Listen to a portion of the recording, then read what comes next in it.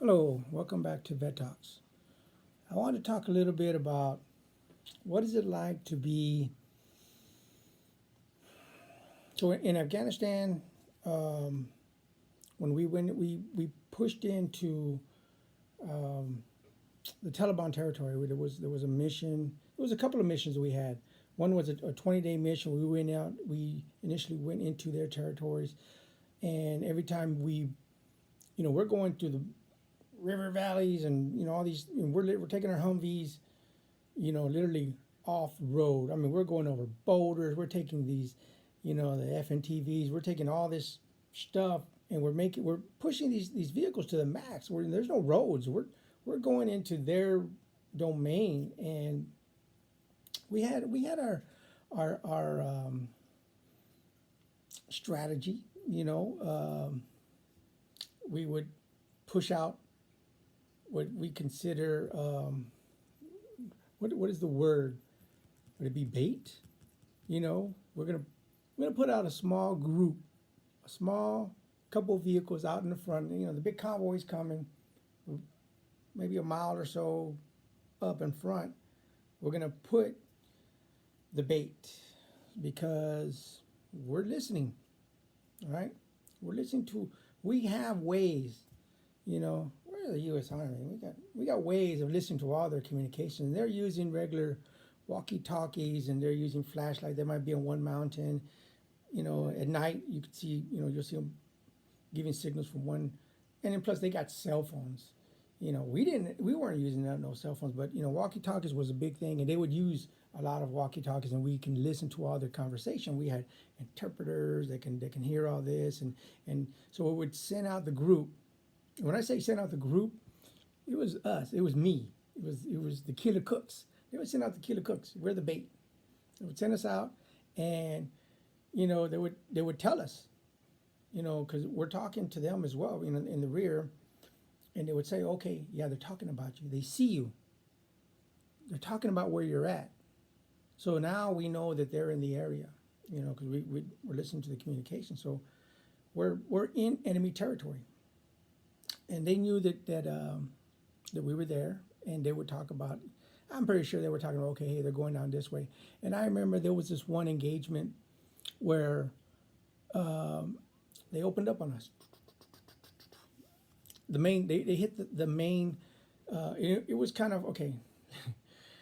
It was kind of funny because they put us out as the bait, and they didn't attack the bait. As a matter of fact, they even got to a point we had stopped somewhere, and they had said, hey, they said that you're near one of their bombs that they put out there. They put a bomb because they're tracking us, so they put a bomb out there.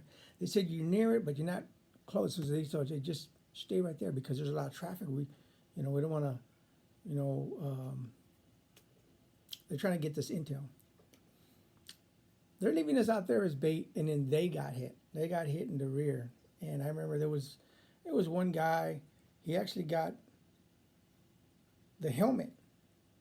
He got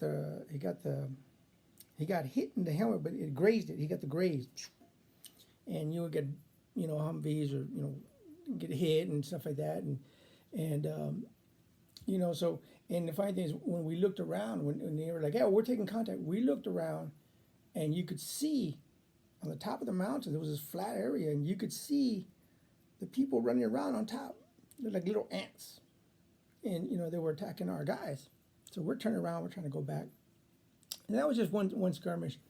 There was another one where we brought in everything. Matter of fact, I remember there was one engagement. There was some, we're getting hit, and we're calling in artillery, and we're hitting the side of this mountain because that's where these guys are shooting from. They're shooting, but you got to remember the mountains are made of granite, so they're thick, they're solid, and they're full of caves. They got all these caves, so they're hitting this side of this mountain with, they artillery, 50 cal. We got the Mark 19 grenade launcher. You got all this. We're lighting it up. We're like, yeah, we got these guys. So after we light it all up, they go up there and they want to get a body count. They want to see how many guys did we get. We put a lot of lead and we brought in a lot of damage.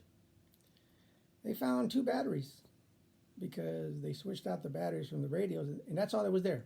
Because, like I said, this stuff is solid granite, artillery rounds, and it can only do so much. But you cannot, what I'm saying, that's why they knew that they were able to do hit and runs, because they had these mountains and they had their caves, and like I said, they don't wear body armor, so they're able to maneuver. So you had all these engagements, and I remember at night when we were out there sleeping on the ground, and we did our wheel wagon protection posture, right? We had our vehicles, put them in a wheel wagon, and in the middle we would have the chain of command.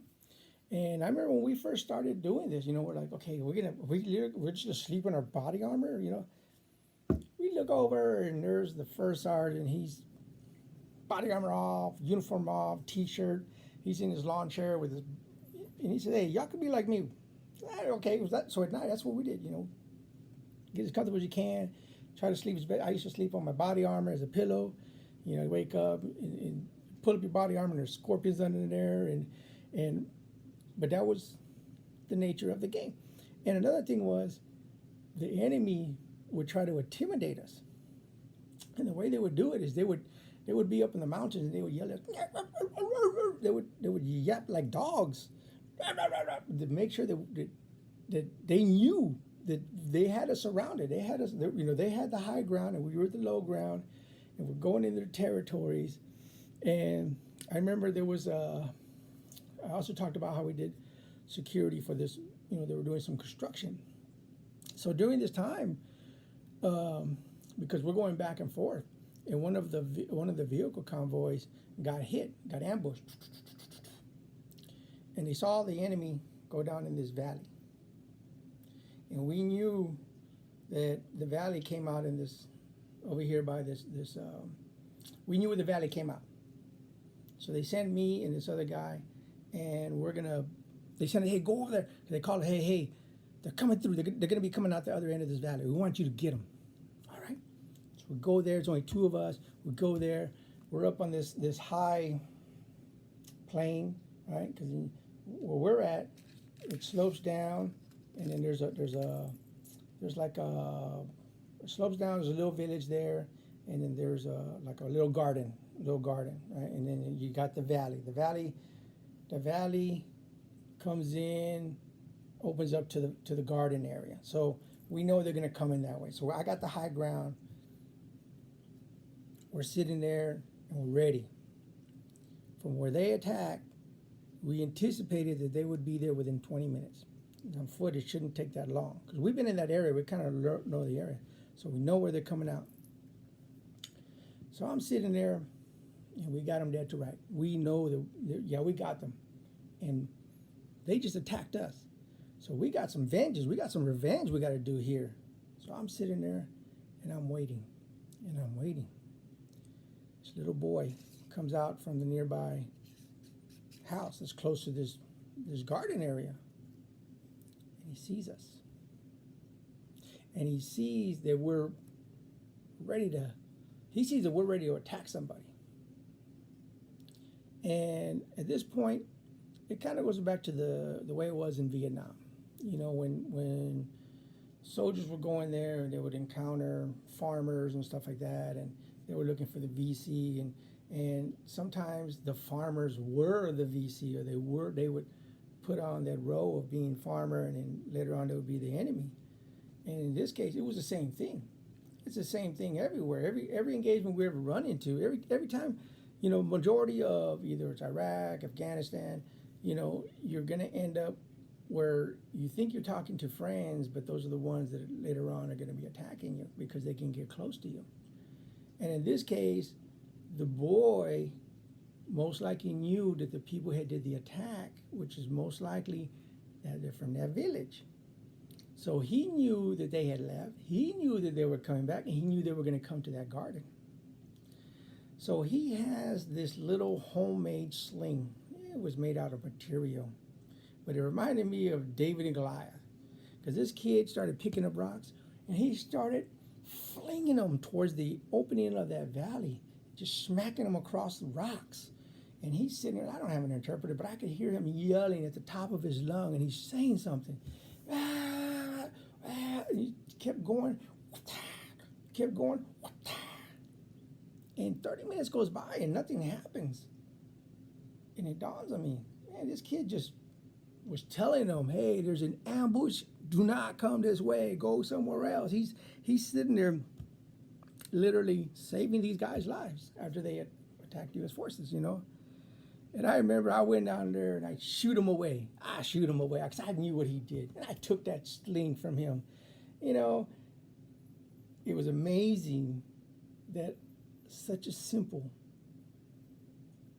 homemade weapon was able to outdo, you know, what we were the mighty army. We were the mighty, but it's sometimes just like in, you know, in Vietnam, you know, we had superiority, but we couldn't win because the tactics that they used or whatever it was, or the fact that they played this cat and mouse game with acting like the good guys and the bad guys.